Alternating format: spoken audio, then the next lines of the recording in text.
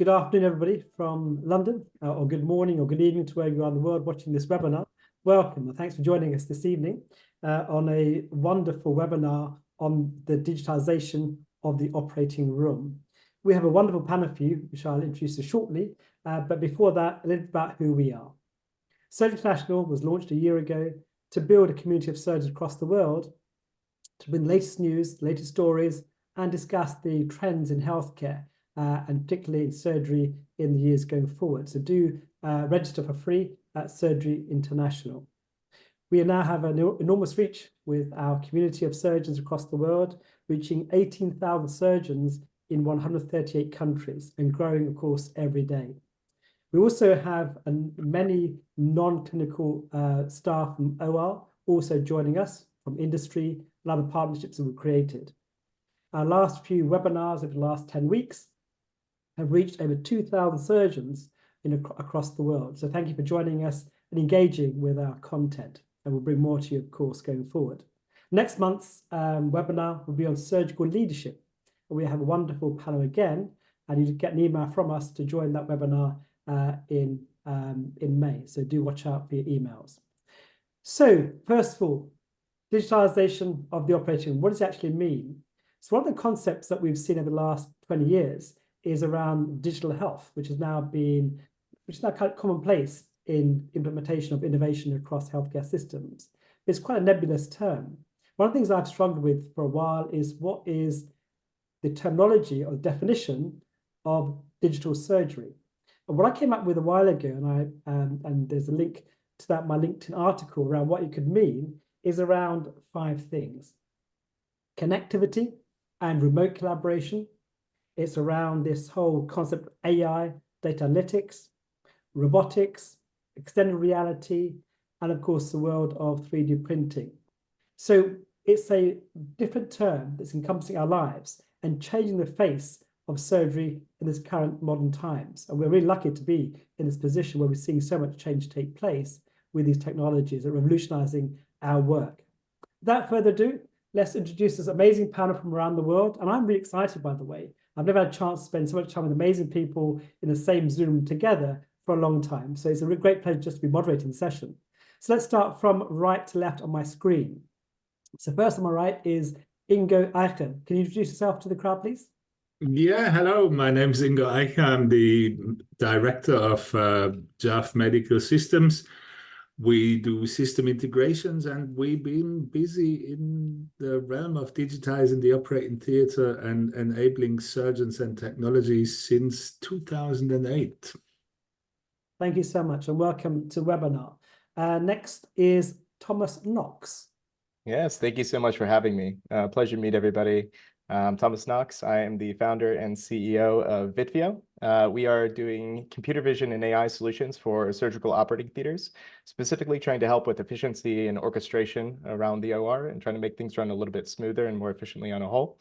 A bit about my background in general. I've been part of a couple hypergrowth startups over the last couple of years in various industries, and now trying to take some of that technology and bring it on over.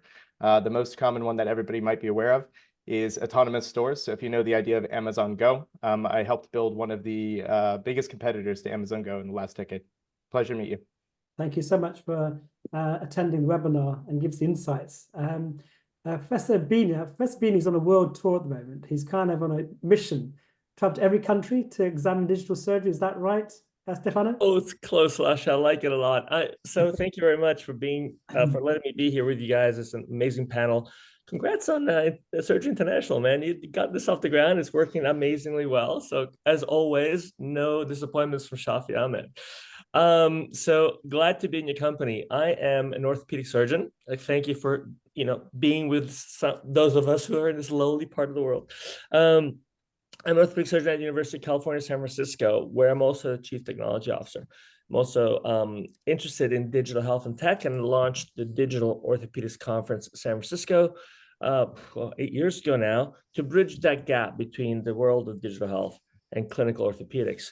And since then, I've been very involved with this space and almost evangelizing about the need for us to pay attention, be involved, and utilize these technologies to better the care for our patients. So very excited to talk a little bit about the digital transformation of the operating room with this esteemed panel.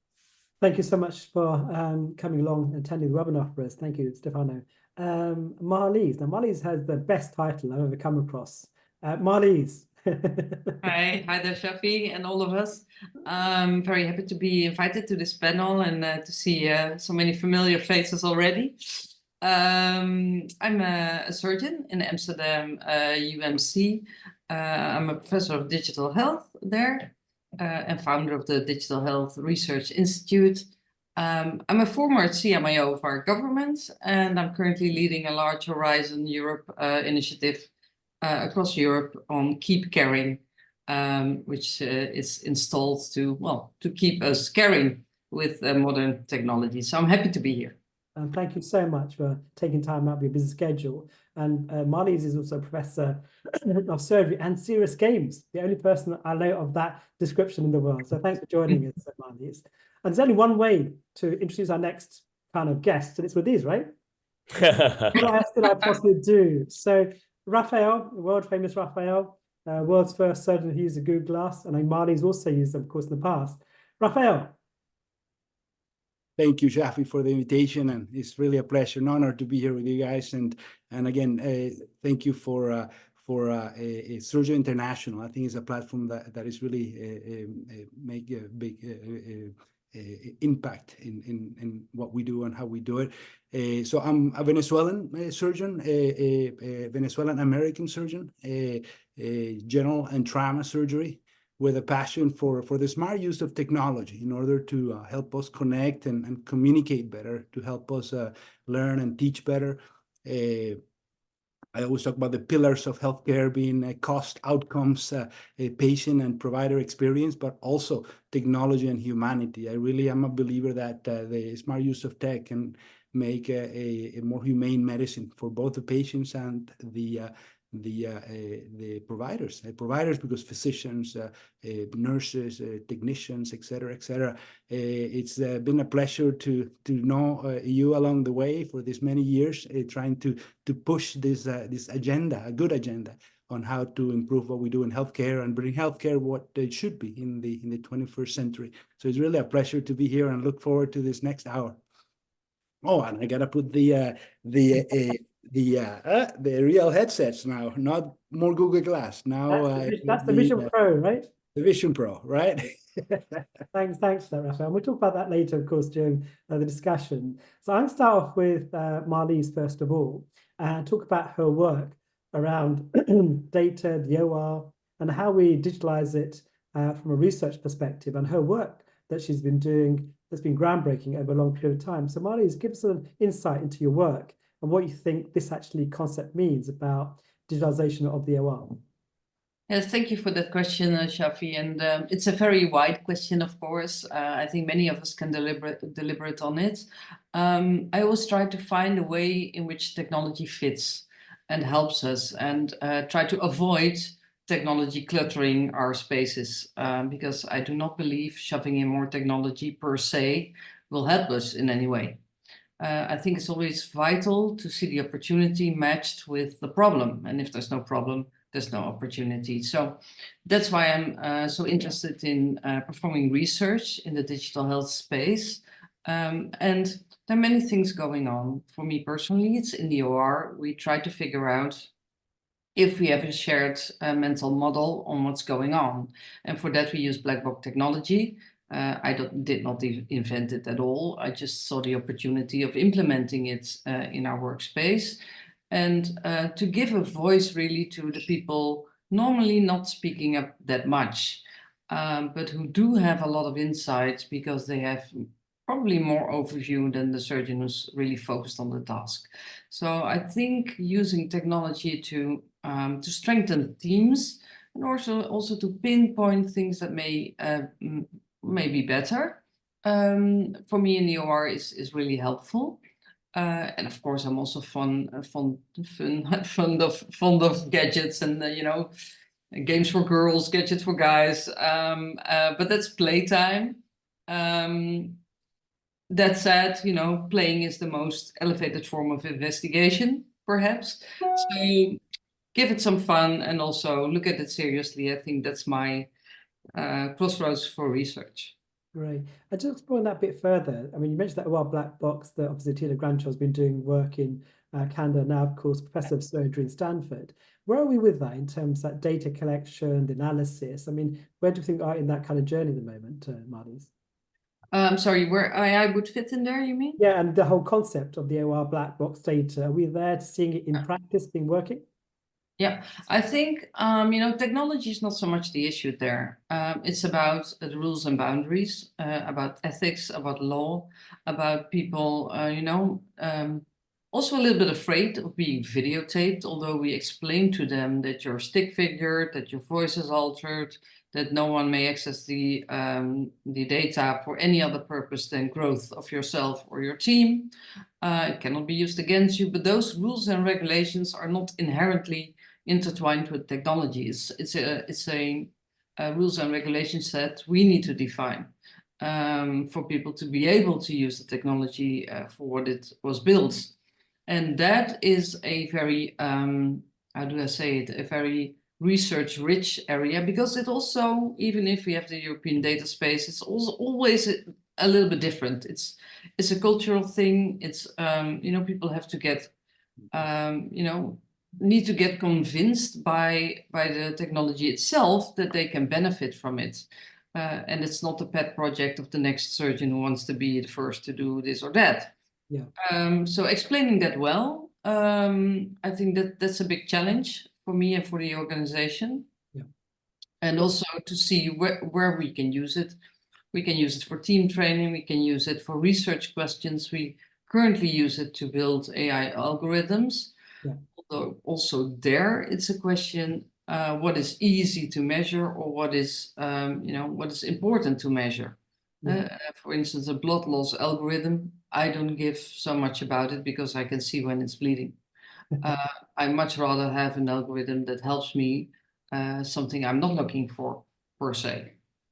So we'll come into that in a moment. Just be clear to everybody who may not know what the OR black box is. It's where you collect all the data from the OR. That's the laparoscopic stacks or the video stacks, the room picture, all the kind of parametric data from the patient, for example, and it goes into like the airplane black box. And to analyze that data is one of those key kind of interests that is taking place for the last few years. And Marlies has been doing a lot of research around that, of course. We'll come back to AI and data in a second, but Raphael, I'm going to come to you next, Raphael, because you've been exploring really from an early stage, one of the earliest pioneers, if you like, on bringing innovation and digitalization into the OR with teaching through Google Glass, the virtual reality. Tell me where we are with extended reality, the use cases, what are you seeing, what's exciting as we go forward into the future? Thanks, Shafi. Well, I think XR is reaching a point now where the devices that we're going to have that potential of doing this or that are here already. If you look at devices like the Vision Pro, or you look at devices like the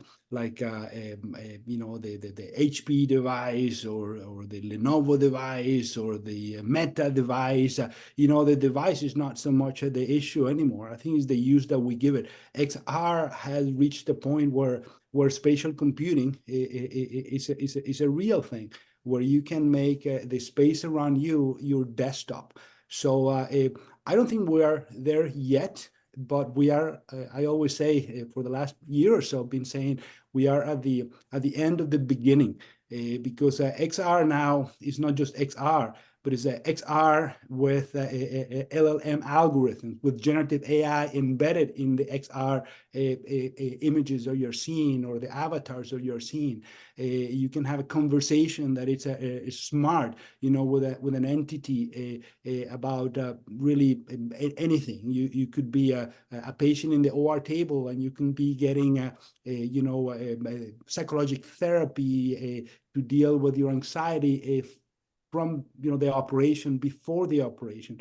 But I used to say XR is for education, for diagnostics, but now we are for treatment as well. Treatment has been outside of the OR for several years now. It's been more than proven and validated that XR for treatment in medicine is a real thing. But in the OR, we were always very, very shy and late to the game. But now we are seeing technologies like EX, for example, right?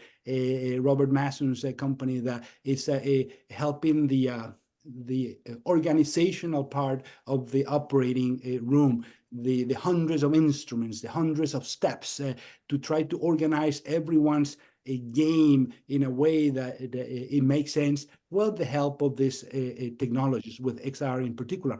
You have companies like Medivi's AR with the surgical AR platform. You have Brain Lab. You have a number of entities now that are playing a role intraoperatively, where they're using XR tools, not to substitute, but to enhance the tools that we already use and to augment the human surgeon, where you can have the XR images, for example, that now have a submillimetric precision to help you do a biopsy or to organize the angle of attack for a cut or a perforation. Mostly neurosurgical, mostly orthopedic surgery, but now we can add the AI component where now the algorithms are helping with all the data, real and synthetic data. The algorithms are now smart enough to tell you where to go and where not to go and highlight areas of danger or whatnot.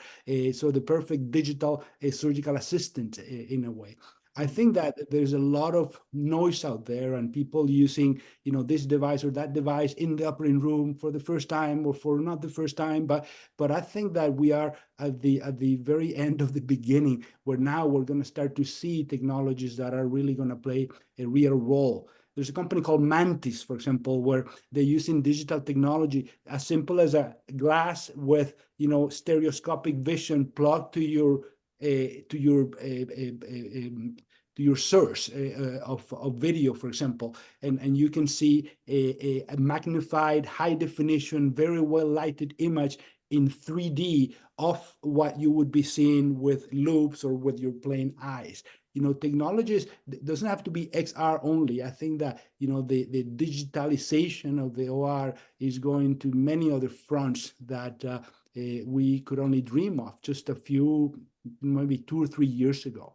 And it's coming quite rapidly. So to summarize what we've said, it's kind of XR's got many uses: surgical navigation, which is using AI to augment the surgeon almost. That's kind of summary of kind of where we are. I love that kind of sense of how we push and drive that forward to help us. I've always said that we've been analog for so long, and now we're becoming digital surgeons and embracing new technology to make us better clinicians going forward. Moving on to the next area that I think Stefano is covering a lot, around wearables, sensors, monitoring, pre-post-op care. And that is also part of the digitalization of the OR, because looking after patients before and afterwards as well. I'd love to get your thoughts on what you're doing and perhaps some examples from the trips you've seen around the world, Stefano. What's happening out there? Sometimes we're in our little own microcosm in our own little institution, yet the world is moving at pace. So tell me about what you've experienced on a global travels. Oh my gosh. Yes, I've been traveling for about 3.5 months now. Went west from California, New Zealand, Australia, Singapore, Bali, India, Middle East, back to Europe. And now I've been working my way around Europe, speaking to various innovators. And it's one thing that's a tying trace is that wherever I am, there's always somebody innovating, and they're innovating in environments that occasionally you think are very impossible to innovate in, yet it's done. It requires an identification, I think has been said a few times, and particularly by Marlene very well, that you have to have, if there's no problem, there's no opportunity. The question is, which problem are you chasing? And then what resources are available to you in that particular environment? For example, in the United States, we're very short on people resources, but in some parts of the world, people resources are abundant. So solving a people problem isn't going to be effective. So it's important to understand as you go around that it won't be the same innovation. So I'm just saying that out front. And it's been remarkable to see what the issues are. Let's see. And one of the things that I enjoyed about work in Australia and New Zealand was that because they could innovate. They don't have to worry about regulations nearly as much as we have. So they're able to actually test things very quickly, literally bring to market. So I met with a startup group that had a number of of really interesting ideas. One, Shafi, you might appreciate the ability to create an anastomosis robotically, intraoperatively in a matter of minutes with excellent accuracy, but not with veins, with arteries, which apparently is quite difficult. You're a master of this, but they've solved that problem. Like, you just have to come to market very quickly, and they're going to, because they're able to innovate so fast. When you move into Southeast Asia, the questions that arose were about scale, the unbelievable demand is hard to match. You're like, well, there's not money. Actually, no, there's plenty of funding available. Some of it coming from the government, some from large groups of wealthy individuals that are able to access healthcare and in hospital systems that are as modern, if not more modern, than the ones we have available. They're able to build tech stacks from day one that would be the envy of my hospital in California. Moving to the Middle East, completely different environment and completely different needs. Turns out insurance tech winds up being a very important area, and they're growing so quickly. They're trying to understand what their populations need. Their populations themselves are heterogeneous. One health system I'm involved with is trying to figure out how to manage health records. Not only are they 27 different languages, they're in different type. The letters look different, the content looks different. And so seeing how people are addressing each of these challenges, which are quite separate from the more mundane ones that we seem to be addressing. I don't mean mundane because they're bad, they're just something we've been hearing about over and over again. I found remarkable. I could go on for some time about these individual examples, but let me give you one that touches on what Rafael just said. And it wasn't necessarily in the surgical space, but I think it's telling. It was an Indian fellow who was involved with patients. He has a business taking care of patients who had injuries. And he's acutely aware of the problems in a country like India or in this part of the world where someone has lost a leg, their ability to take care of themselves and provide for others. And he built with a headset that blind people could wear, so they could read what currency had been handed to them in the market, and they knew how much change to give back. Once these people were supplied with this $200 headset, they'll read back to them what the currency was. They started using it to educate themselves, to read text back to themselves.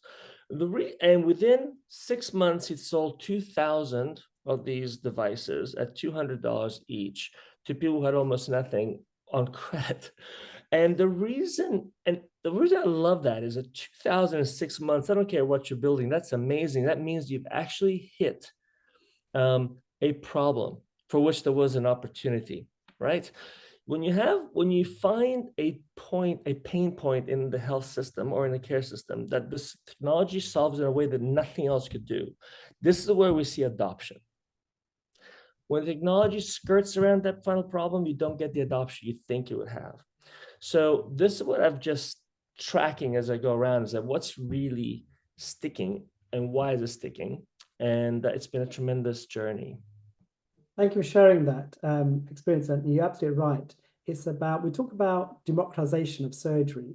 Often we talk about technology, digital translation. The question of how do you scale it? How do you bring it into all parts of the world, including lower middle income countries? And we'll come to that in a moment and discuss that further, but how we truly do democratize surgery in using these technologies as we go forward. Now, Thomas, we spoke a little earlier. It was great to finally meet and find out more about your company, which we'll hear in a moment. That's a pleasure. It's great to have you on the webinar because you told me one fact during our conversation that in 2019, a study in Michigan, in one of the hospitals, that we were wasting $1,800 per case because of inefficiencies in the OR. And if you play that out, because of poor planning, inefficient use of time, space, and staff, that equates to $1.4 million per year per theatre across the US. Yep, that was actually a study done by Dr. Claudio Rosales, who's one of our advisors, and actually one of the papers we base this off of. We kind of started to dive deeper into this and trying to realize what is the actual extent of this, and not just like from our perception, right? Because it's easy for us to come and tell you numbers as a company, and it's not that trustworthy when it comes from a company. But we want to go find, let's say peer-reviewed journals that have actually come out about this, and there's quite a lot of them when you start to dive into it, talking about the different levels of inefficiency and so on. But there was one, this one from Claudio Rosales was really, let's say, comprehensive. And of course, it's $1,800 of wastage, time wastage, tool wastage, et cetera. This is just taking it all together and aggregating it. And if you ever want to read the paper, you can always reach out to me. I can send it to you. But it was really comprehensive, and it breaks it down by where that wastage is. Now, the point is, you're not going to solve all of that. But the point is that now there's kind of an idea of where it is. And I think that there's a really big piece, especially with what we're trying to do at Vitveo. It has a lot to do and align with similar to a black box of kind of going in. And I think there's this idea that data is king, bringing transparency into it. The idea now is that we don't really know, and a lot of this stuff we kind of just write off because we're used to it, and this is just what the standard has been forever. Or there's this concept that it's not able to be changed, and we want to come in and kind of, let's say, make that very clear. Where are these levers at, and are there ways that we can reduce them that don't have a negative impact? The idea I really think across all of this is we always say, like, I really love this. There was a surgeon that I was talking to not too long ago and said, never add an additional step to the team or you'll end up on the operating table next. So trying to reduce steps, make things a little bit easier for them, but also going in and saying, okay, how can we make things run a little bit smoother? Because just because people focus on efficiency and this aspect of where there's opportunity to try to reduce this wastage doesn't mean you have to add pressure to the team. And I think that's a very big misconception that needs to be fought against. And I think, just as some people have referenced in this call already, there's this kind of idea of a fear of AI and a fear of technology and what that means. I do think that there's a big change coming. Every hospital I talked to, honestly, when we first started Vitveo, one of the biggest things that we were concerned about was, will people even allow us to go into the OR? Will they even be interested to have this kind of tech, or is it going to be too scared of this big brother concept? But I really think there's been a change of mind coming about, because the reality is that implementing such technologies is not a big brother. It doesn't mean that they're coming into, that we specifically are coming in to try to micromanage or do anything of the sort. Instead, we're coming in trying to make things just go a little bit smoother across the entire operations so that your day is more predictable and easy. And that leads to the efficiencies, because most of the inefficiencies that you see in that report are not inside the operating theater. They're actually outside of it. It's all of these like communication delays. So looking at these, I call it like the death by 1,000 cuts, and you end up having get to the last case of the day and you have to delay it or cancel it, or you have to run into overtime. And depending on where you're at, sometimes it's paid, sometimes it's not. The idea is that this adds a lot of stress and reduces our throughput. So that's kind of where we come and just give that bit of transparency to kind of to drive that. Thomas, And can you tell us a bit more about your solution that you can share with the audience? I was mesmerized by what you're trying to do and how far you've gone. Tell us more about what you're creating. Yeah. Maybe one of the things that I want to set a, pre-step this, or I guess a precursor to that piece, is to say, I think that, in healthcare, it's almost like some of the technology advancements is like a dirty word, because there's been a lot of big promises in the last couple of years, and not a lot of delivery of it, which is completely understandable. And that's something that, now, as much as the technology and a concept is a really good idea, it's also about timing. When is the technology actually mature enough to start coming into that market? And just to give some context to where we come from Vitveo, you guys today, every one of you, some of you have probably already been there, gone into like autonomous stores. You've tried out Amazon Go. You've tried out even probably my stores as well, because we white label it, sell it to like Aldi, Carrefour, Żabka, these big players, Dollar General in the US. Now we know, and all my team comes from that background, we know the technology is at a place that it can work. And we're coming in and saying, hey, let's take our experience from that and bring it over into the surgical operating theater.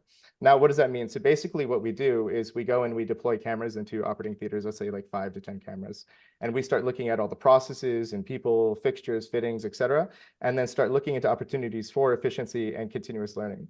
Now, really, the main things that we're looking at is, for example, trying to understand the stages of a surgery. So when did the patient arrive? When did they go under anesthetic? When was knife to skin? So on and so forth.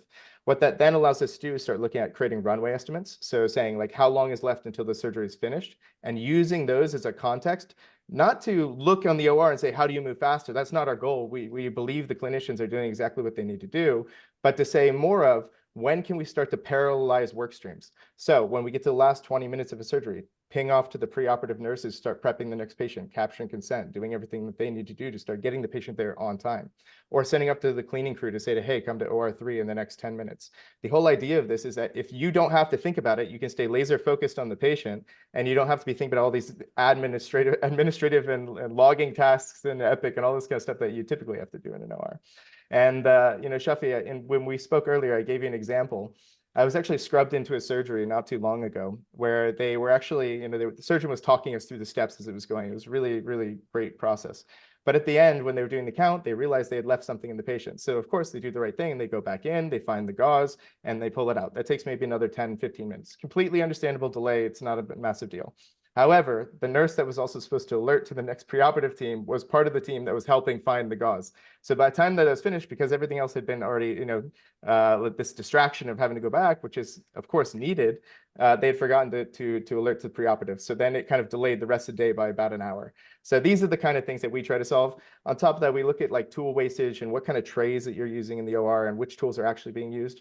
But really the idea on a whole is just to, you know, see where we can speed things up without adding any pressure. Thank you. If that's the only problem you saw in the OR, you haven't been to enough operating. No, it's definitely not the only one. It's just you got to start somewhere. If you go, it's death by scope creep, Shafi. Thank you. Thanks for that. And thanks for sharing your thoughts and views. I think we'll move on to Ingo next, because we talk about technology, talk about computerization, AI, data, all that kind of stuff, but it all requires system integration. That's always been the Achilles heel of any institution, around integration and around things connecting properly and understanding each other. And that's why I think where Ingo comes in with his company, what he's done, building companies and actually building technologies that come within a system and how to bring them in much more effectively. So Ingo, give me your thoughts around what you've seen around the digital OR, the barriers for what you're trying to do, and what are the potential solutions as we go forward. Yeah, so we've been in space, you know, for quite a long time, and from a point where things were pretty analog, you know, from analog systems and the first endoscopy systems used to, you know, to record surgery, you know, was a brilliant startup. So technology has come a very long way. You know, you guys here on the panel are, of course, on the forefront, and you know, the OR has changed a lot, and there is a lot of how do you say, you know, great efforts into optimizing workflows, into adopting new technologies, and change care for the patient. The issue we've always, you know, seen, and what also comes through in a lot of the bits that people just mentioned is the adoption of technology. You know, we have technology coming from very many different angles to help different parts of the workflow. You know, if it's optimizing team performance, if it's optimizing care or vision or pre or post-op planning and treatment. What we always have seen over the years is that the technology implemented and bringing the technology together to help people apply it always succeeds or fails with the adoption and the willingness of the people, you know, to actually say, oh, we're going to embrace this. We have something new. We have, you know, we worked with great innovators like the operating theaters of the future. About 15 years ago, they were trying amazing technology in Norway, way ahead of their time. And it took, you know, almost 10 years for people elsewhere to catch up to that level, to get technology to that level. And it's the adoption, and there's, you know, of course, bits that play into it, like the laws, the regulation, the ethics, like Marlies mentioned before, you know, that is not making surgery a playground like, you know, software programming. Software programming, you program, you test, you break, you fix, you go back. You haven't got that many leeways in surgery. You have to make sure there is patience and lives at stake at times, you know, and technology has to deliver. So there is, you know, as Thomas said, technology comes with big promises, something doesn't deliver, but then it's the adoption. And the adoption is, if you hit the pain point, like Stefano mentioned earlier, that's when you really get technology to succeed. But you guys are at the forefront, and I hope that the majority of people that join this webinar today will also join you on this forefront to drive the technology adoption forward. Thank you for that. So to the audience, we'll be taking Q&A in about 8 or 9 minutes. So please do put your questions onto the chat, and I'll try to get through as many as we can when we're ready. Now, we couldn't finish this webinar, of course, without talking about AI.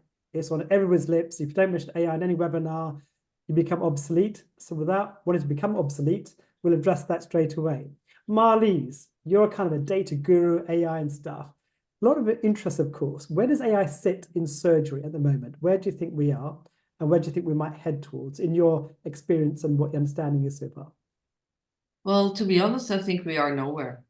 That's honest, I guess. I think we're just embarking upon, we see lots of things going on, particularly on pattern recognition in dermatology or in radiology, but those are quite kind of set rules. Now, surgery is a profession without too many rules. It's about creativity and solving things, that are a little bit different every time. So I can imagine for scheduling and planning, then you can do preemptive modeling with AI, but to help support and maybe also even at the wards, to predict when someone is able to, to go home faster based on bioparameters, or that I can understand. But in the OR, it's such a complex system. It relies so much on interconnectivity and such a multitude of data sources that I think their AI is nowhere near where we would like it to be in terms of helping us, forecasting warning signs or, helping us to the next phase in surgery. I think there we just, we have dreams, and that's where it starts. And we need to find a way to bring the dream alive. And that usually start with the quick wins, because there we can learn from. And I think that's exactly where we are now. That's, I think, very honest appraisal. I think we do think about AI taking over everything going forward, but we're still limited. And I think Thomas, of course, would probably disagree in some regards. What he's trying to do and achieve using AI and data analytics to look at the efficiency of a theatre. Actually, Shafi, if you wouldn't mind, can I jump in on that? Please do, please. I wouldn't say that I disagree. I think that the big thing that we all have to think about is that AI is not a catch-all that you can solve every problem. I think that you have to start on certain problems that are a little bit easier, and then over time, iteratively gain traction and over time and learn. The biggest problem I think that we have with AI in the surgical theater today is a lack of data. If you don't have the data to train and you don't have an easy way to gather that data, there's nothing to do. You can't train it, it's impossible. And getting that data is such a high barrier to entry that it really keeps a lot of people away from it. I mean, there's a very good reason that Vitvio, why we start with the operations side, because that's something that we can put cameras in the ceiling, start to detect the heuristics of what people are doing in the room, the semantics of what tools they're using and why. And that's something that's a fairly simple problem to start with, to be honest, of all the problems that we could do in the OR. But once you start to look into, for example, you were kind of alluding to, Morales, the clinical decisions aspect and helping detect these early signs of things going the wrong direction. We are years away from that. It's really difficult because it is such, let's say, you need the context of everything going on in the OR to be able to do that properly, and we're just not there yet. Yeah, and I love what you said. You call it OR mission control, right? I love. Yes, we call it OR mission control. That's what we're doing. Yes. I hope you trademark that. Yeah. So we look forward to hearing more about that. Raphael, another question people often ask: we're digitalizing the operating room and the whole process of surgery, and sometimes that creates a divide globally. We talk about often, you and I, on conversations around democratization of surgery. The Lancet Commission and all the things we've learned before about the inequalities of healthcare. So, can this make it easier to access surgery, do you think? Where do you think we are in that conversation? How do we support the low middle income countries who are planning, who are dreaming big, Marlies, also be part of this journey into digitalization of the OR? Yeah, I think that again, the smart use of the technology is where it lies. if we talk about connecting and communicating better in and from the OR, someone comes to help you operate better or to learn an operation, or someone is there to learn an operation from you, opening up spaces to people who didn't have space before, using technology, using digitalization of the OR. I think that certainly technology is helping break those barriers and that gap between the ones who do have and the ones who don't. Certainly, we all of us, live in a very, very, very tiny bubble, and very well, and many of you as well have been in places where the world is a completely different universe, right? And I think that these technologies are helping to some degree, break those barriers. Every time I go to a place and talk about the possibilities in the future and the dreams of what technology can bring to improve how we do things, people always say, that's there, but here we don't even have electricity 24 hours a day, or Right. the minimum wage is $1, and this device is $3,500. You got a Vision Pro that is $3,500. So I think that it's there are different levels, right? But overall, I'm a believer that the technology can really help break the barriers and open the opportunities to people who want to learn better, who want to have access to things that were not possible before. I think we are in a way getting slowly there. I see places, for example, in Latin America, where innovation is happening, everywhere in healthcare, I mean, but even in the operating room, because the problems are different, and the opportunities are different, and the necessities are different. So people invent different ways of doing things by using technology, and in a way digitalizing the operating rooms, and that they might have a headset where they just or they might have just did a 3D printed image of or a 3D printed organ, to guide their surgery better. And you see a lot of these innovations happening in places that typically are not, in the at the top of the technological or economical or socio-economical world. So I am a believer that technology help us democratize, if we may use that word. I don't like that word so much anymore, but democratize access to healthcare and to surgery, to better surgery. Thanks. I think it's worth, if I may interject, I want to bring up something that Marlise said at the beginning, which is you have to, best technology is the simplest technology. Right. One of the things that's so important when you travel to these other countries is not to show them, I'm sorry, there's a VR headset, but to show them what you can do with a text platform to manage your patients and to track them. There are cell phone based communications in many of these lower, less advanced countries, actually further along in terms of the hardware itself and their ability to communicate through them, payment models. There's so many things we can solve around the OR. But as opposed to the OR itself, I know there's a surgical conversation, but the idea of applying AI to the physical world, the AI, as we know, the machine learning, the XR, all that happens in the virtual world. It happens in the cloud.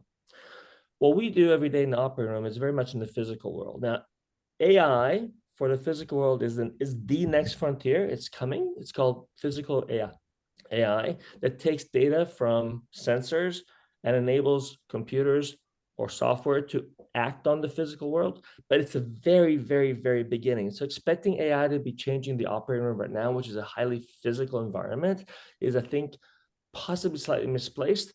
What we can do with AI is work before and after, as has been mentioned already. And whether it's planning, predictive analytics, post-operative care models, hospital at home, all that is based on AI, but the operating room itself will probably remain in the physical world for some time. But like Stefano, just to give a question, I'd love to hear your thoughts. One of the things I've been talking to, one of the top hospitals in the world recently, and they were saying to me, it's kind of a quote, just saying that the idea that we're going to be interacting with an EHR directly, physically in the next 10 years is mind-blowing. that we, at this point, like AI will probably be going to a place of trying to replace a lot of these manual, monotonous tasks to try to get us focused on what's most important, the patient, right? Like you focus on the patient and you try to deliver the best quality care you can, because that's the hard part that's really hard to solve with these kind of technologies, right? But, you know, let's say tracking, like as we're doing, tracking the stage of surgery, saying when knife to skin was, when was the anesthetic start, or keeping surgical notes. A lot of that is something that you could do behind the scenes. And it's not that far off if you look at the current technologies of LLM and computer vision, right? I mean, I don't want to bias you there. I'd love to hear your thoughts. No, but everything you said is not the operating part. Oh, Yeah. yes, the operating part. I agree. Like the physical operating part, 100%. I think that's We're pretty not there far yet. off. It's all the stuff that happens around the surgery. Yes, Thank yes. you. Just a quick question, Raphael, just a quick answer, then we go to the questions, right? Very quickly, thank you. Yes, you know, about AI during the operation. One aspect of AI in the operating room that is being developed, and it's going to be very, very helpful, I think, during that physical part, is when we can measure the surgeon. When we can measure the surgeon, every variable that you can think of that can be measured on the surgeon, from the EEG to the GST to the HRV to every variable physiologic in the surgeon or the surgical team, and then you can use AI algorithms to optimize the performance and teach the personnel, the team, to perform the best possible. I think that's one use of AI that is worth looking at, and that is being developed. You know, Richard Hart, for example, is working on some of this, and other people. But I think that AI, I agree with Marlies, in the operating room, we are almost the black sheep of AI in healthcare, because in any other area of healthcare, AI from machine learning to deep learning, all the way to generative AI, I think that healthcare is taking an amazing step forward with the use of these technologies, except in the OR. The OR were very, very crude still. Yeah, I think I agree with you. We're still very analog, and that's why there's so much opportunity. Although we're quite keen with drive change, and all of us here have been innovators over the last 10 years, there's still that kind of stickiness, the translation has been a problem for so long. But we'll watch this space as we go forward. Now, a lot of questions are coming through the WhatsApp channel. So let me ask a few questions. First of all, let's go. Pedro Basilio, a great friend of mine from Brazil. Hope you're enjoying your time in Rio. I look forward to seeing you at some point in the future. Pedro, I'll be in Sao Paulo next month, so we can get in touch. He's saying that in Brazil, we are certifying and inputting data by AI in our Society of Colorectal Surgery, and to bring it into the app to have more reliable data. Is anyone using data, collecting it regularly for a Society of Surgeons that you've come across to enable an app kind of representation? Maybe Marlies, you might be able to answer that, because you do a lot of app work and app design, right? No, not in that area. It's also, we have to deal, I don't know how it is in Brazil, but we have to do with the MDR, the Medical Data Directive. We have to do with the EC markings. They are quite strict. You can only do it with completely depersonified data. And then again, it's hard, I think, to impute those data to fit a profile of an app user you don't know. So I think for general, let me say differently, if it is meant to guide patients, then it's going to be a class 2B app, which means that's going to be a highly risk app, although in Europe, for which I think it's not wise to send into the general audience, because it may misinform someone based on data that's not one-on-one fitting for that person. Yeah. That is really hard to explain to a person. Yeah, sure. Thanks. I answer you. Another question from David Hall. David, hi. I think you're now in Boston, from I remember, from Taiwan.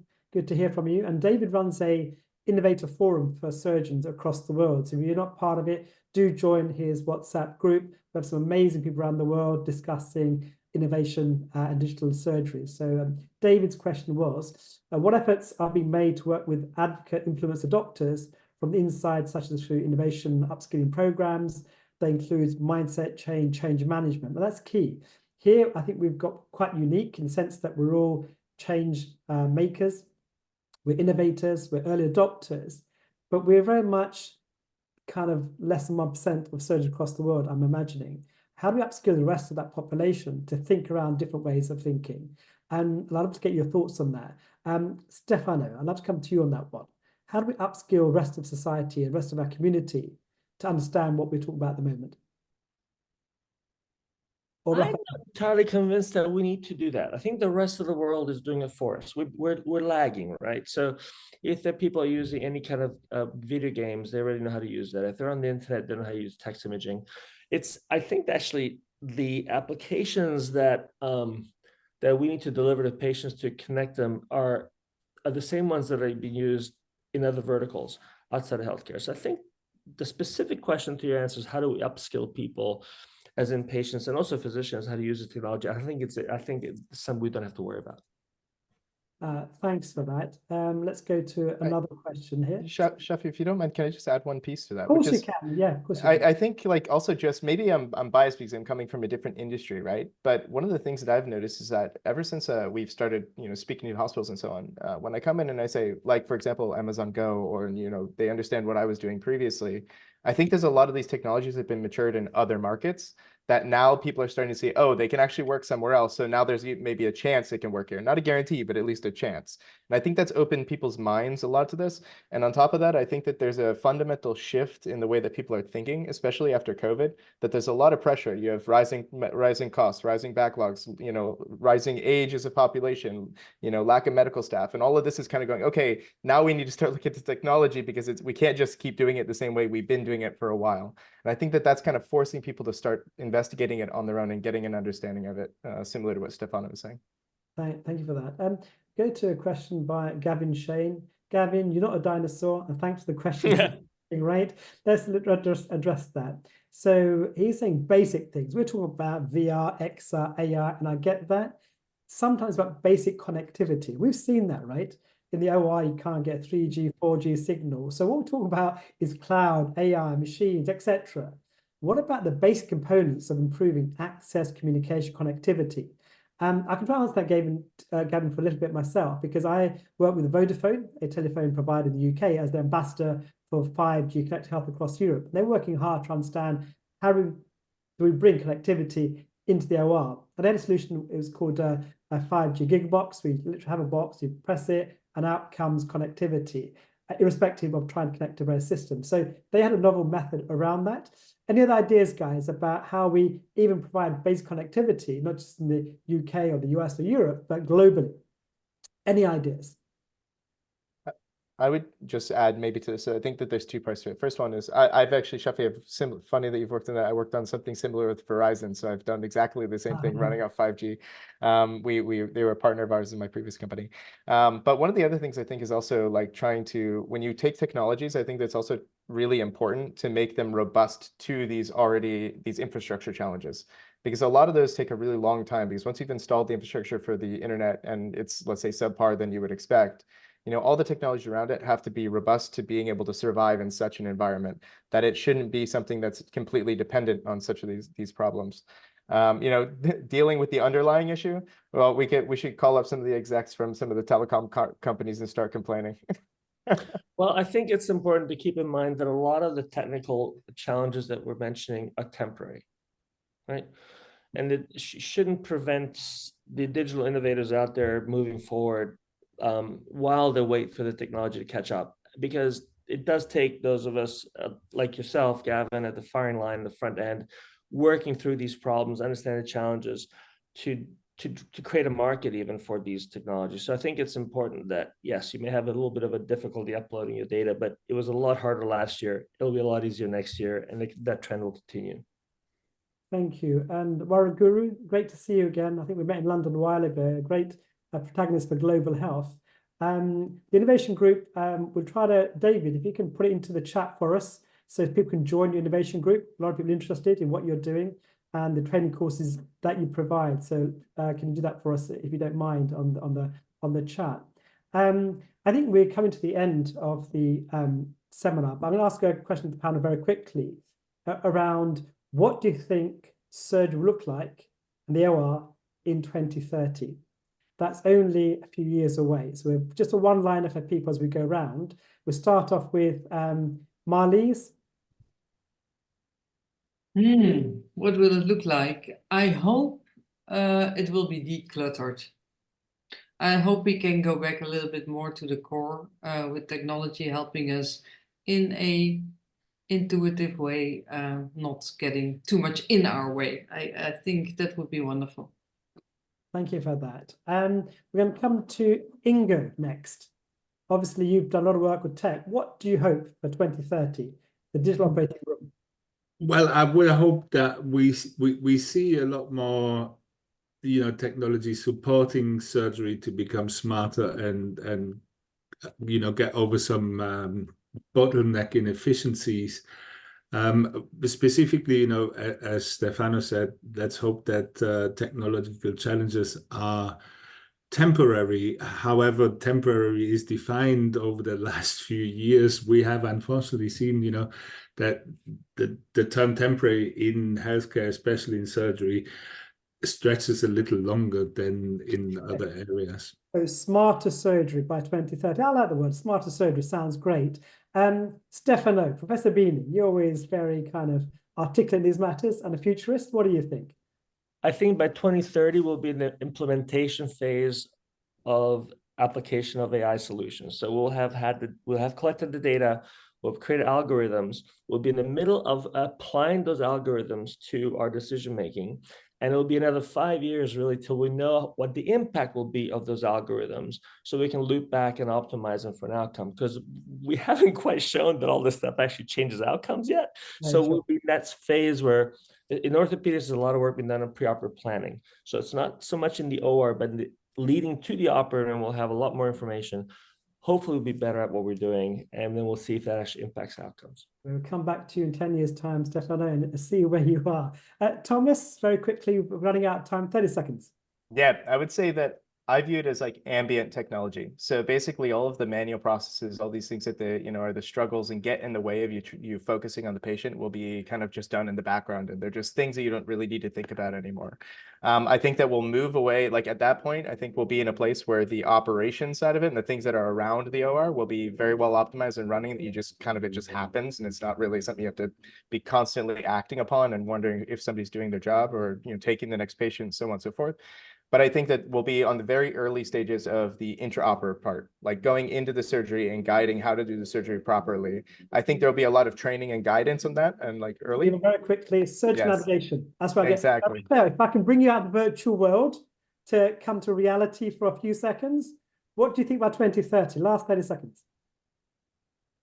If we think about XR and AI, I think in the most developed economies, XR and AI in surgery and healthcare in general will play a pivotal role.